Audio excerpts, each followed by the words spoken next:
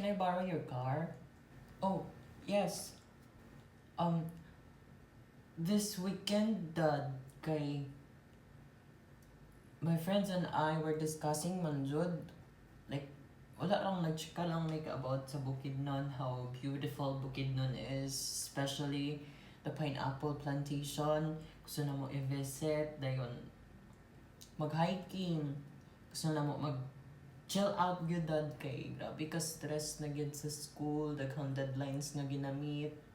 So, gusto lang na mo i-refresh amo ang brain. Pwede ni mo man. Pero ang ping baya mo grabe ra baging disgrasya karon. Pero before na ko ipawalam sa inyo ang sakyanan, ako sa i-check ang engine, gas, o ipang-check sa gyud nako deserve na ako ninyo ipahulam. Noted, Dad. Thank you so much for your consideration and yeah, wala to. Don't worry, magdala ko pineapple pag uli na ako.